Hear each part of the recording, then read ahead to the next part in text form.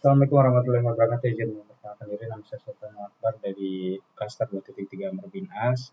Saya ingin ceramah mengenai perbuatan zina dan juga bagaimana untuk pencegahan dari pergaulan bebas dan juga perzinahan.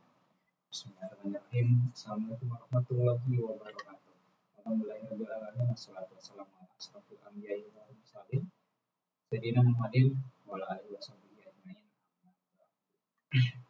Hadirin sekalian yang dirahmati Allah Subhanahu wa taala, marilah kita panjatkan syukur kepada Allah Subhanahu wa taala atas segala nikmatnya, terutama nikmat iman dan nikmat Islam.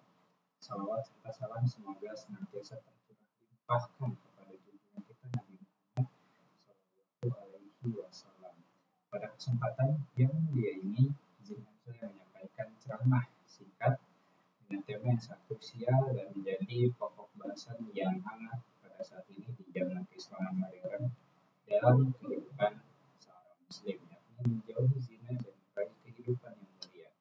Isi ceramah pada hari ini adalah bahaya dan pencegahan dari zina. Hadirin yang berbahagia, zina secara syariat adalah hubungan seksual antara laki-laki dan perempuan yang tidak terikat dalam ikatan pernikahan yang sah. Perbuatan ini bukan hanya sebagai dosa besar atau kabirah, namun juga sebagai pangkal dan fondasi dari berbagai kerusakan sosial dan moral. Allah Subhanahu wa taala secara tegas melarang kita untuk mendekati zina.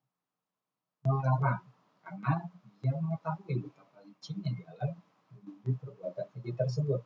Dalil dari Al-Quran, Allah Subhanahu wa taala berfirman dalam surat Al-Isra ayat 32, "Wala taqrabuz zina innahu kana fahisha wa sa'a sabila."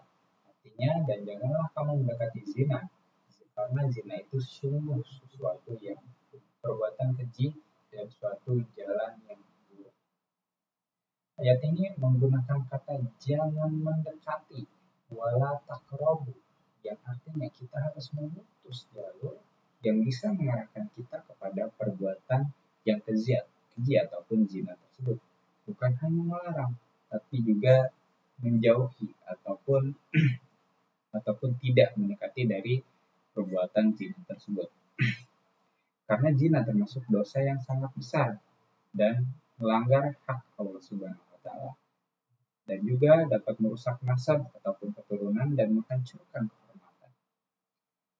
Dalil dari hadis Rasulullah SAW bersabda, tidaklah seseorang berzina ketika ia berzina, melainkan iman keluar darinya, sehingga ia seperti naungan yang menjauh darinya. Apabila ia berhenti, maka iman kembali kepadanya. Hadis riwayat Bukhari dan Muslim.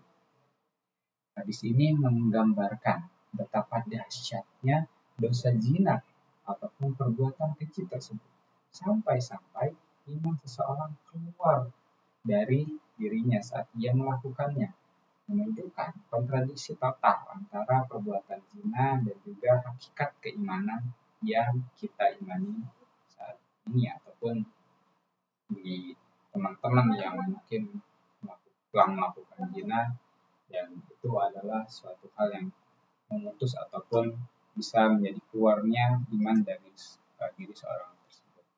Pintu-pintu menuju zina dan pintu-pintu menuju zina itu bisa kita cegah. Dan bagaimana jawabannya? Yang pertama, kita bisa dengan menjaga pandangan, yakni jaga mata dari hal-hal yang membangkitkan syahwat dan nafsu yang tergairahkan gitu. Yang kedua, menghindari khalwat ataupun berdua-duaan. Jangan berdua-duaan antara laki-laki dan perempuan yang mahram tanpa didampingi mahramnya, ataupun yang tidak terikat begitu. Jadi jangan berdua-duaan.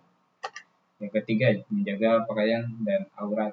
Jadi berpakaianlah secara syar'i dan tertutup sesuai dengan kaidah keislaman, menutupi aurat, dari pakaian yang menggoda ataupun yang ketat. Lalu menjaga pergaulan, jauhi dari lingkungan yang rusak seperti mabuk-mabukan, lingkungan yang toksik atau lingkungan yang sekiranya tidak mendapatkan syafaat ataupun ridha dari Allah. Dan senantiasa untuk mendekatkan diri kepada komunitas yang saleh. Dalil mengenai menjaga pandangan, Allah Subhanahu wa taala berfirman dalam surat An-Nur ayat ke-30, "Qul lil mu'minina yaghuddu min absarihim wa yahfadhu furujahum. Dzalika azka lahum. Innallaha khabirun bima yasnaun." Katakanlah kepada laki-laki yang beriman agar mereka menjaga pandangannya dan memelihara kemaluannya. Yang demikian itu lebih suci bagi mereka. Sungguh Allah Maha mengetahui apa yang mereka perbuat. Solusi utama dari menghindari adanya pergaulan bebas ataupun perzinahan ini adalah yang pertama, menikah dan berpuasa. Islam menawarkan solusi yang indah dan halal untuk menyalurkan kebutuhan biologis, yaitu pernikahan. Bagi yang belum mampu, Rasulullah menganjurkan untuk berpuasa.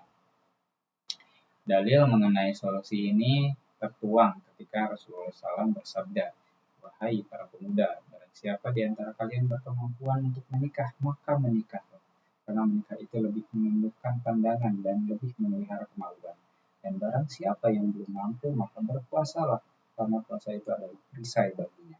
Hadis riwayat Bukhari dan Muslim. Hadirin rahimakumullah, zina adalah dosa besar yang membawa kehinaan di dunia dan siksa di akhirat.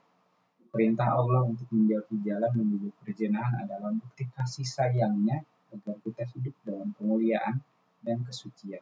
Marilah kita tutup semua pintu yang mengarah kepada zina, kita kuatkan benteng keimanan, dan kita upayakan solusi halal melalui pernikahan. Semoga Allah Subhanahu wa taala senantiasa menjaga kita, keluarga kita, dan generasi muda kita dari perbuatan keji ini. Wabillahi taufiq wal hidayah. Wassalamualaikum warahmatullahi wabarakatuh.